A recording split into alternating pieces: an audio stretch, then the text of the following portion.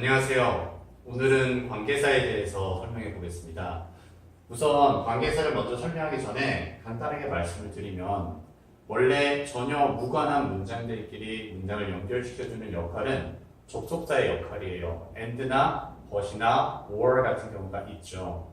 하지만 지금 같은 경우는 문장을 연결시켜주는 접속사의 기능도 해주면서 근데 조건이 하나 걸리는 게 반드시 같은 단어가 있어야만 그 문장을 연결시켜줄 수 있는 관계시켜주는, 즉 가족 관계든 친척 관계든 친구 관계든 공통점이 있듯이 그런 공통점이 있는 문장들끼리 연결되는 관계사에 대해서 배워볼게요.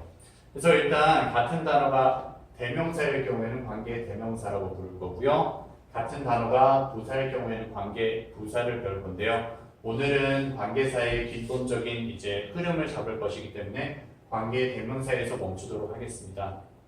그럼 이제 간략한 설명은 끝났고요. 예시를 들어가면서 어떻게 그런 문장이 나타나는지 보여드리도록 할게요. 여기 두 가지 문장이 있습니다. I saw a boy and he was watching TV라는 부분이 있었을 때요.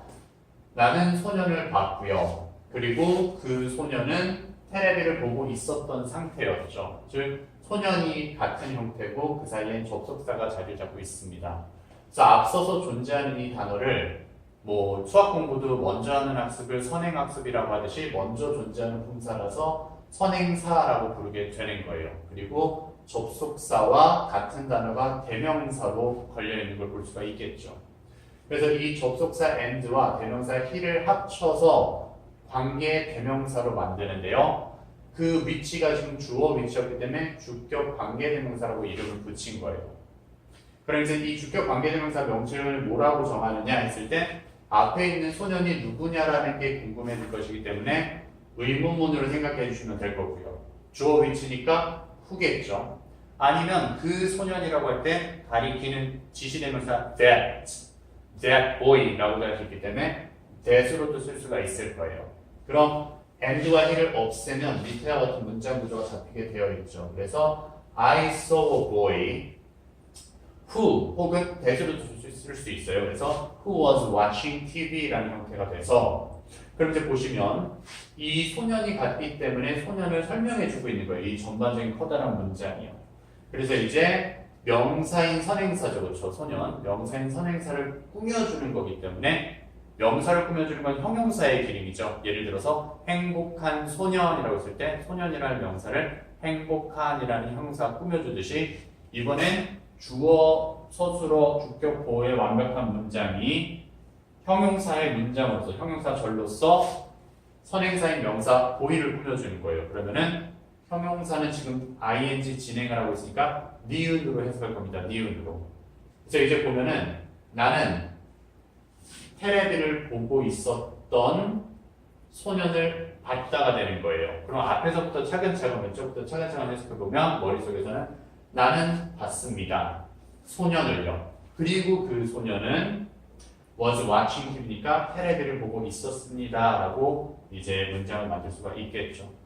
그래서 맨 첫 번째 시간도 말씀드렸다시피 형용사의 완벽한 문장이 필요 없는 건 지우다 보면은 불완벽한 문장이 형용사 구로 바뀔 수 있다라고 말씀을 드렸었어요. 그럼 여기서는 주어와 여기 선행사가 같았기 때문에 주어와 선행사가 같았기 때문에 같은 who를 지워주면 주어 없이는 동사가 못 나오게 되어 있어요. 그럼 watching만 살아남게 되겠죠. 그래서 밑에와 같은 구조로 I saw 제가 봤고요.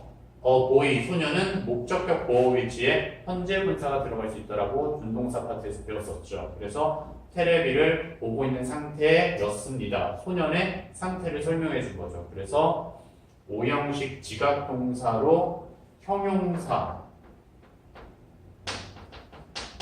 구로 바뀌었다라는 걸 볼 수가 있을 겁니다. 그래서 구와 절의 개념으로 돌아가셔서 절에서 구화가 되는 것이 준동사화가 되는 거구나 라는 것을 다시 한번 복습하실 수가 있을 거예요.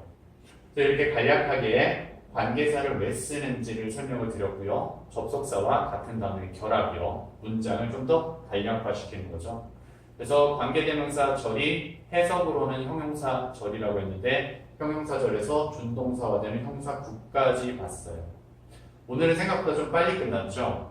그리고 다음 시간에 이제 좀 더 세부적으로 관계 대명사 안에서 그러면 이 표를 외우시게 되는데요. 미리 좀 여기서 예습을 하도록 할게요.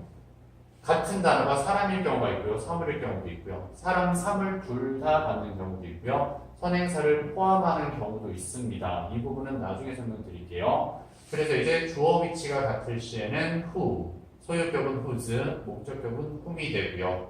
사물 같은 경우는 which, whose, of which, which가 됩니다.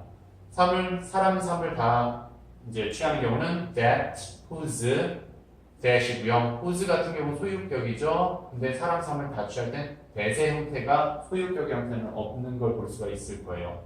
선행사 포함하는 경우는 what이 있고요. 아예 what의 형태 자체가 없습니다. 소유격은요. 그리고 what이 있고요. 여기까지 오늘 관계사 파트를 마치도록 하겠습니다.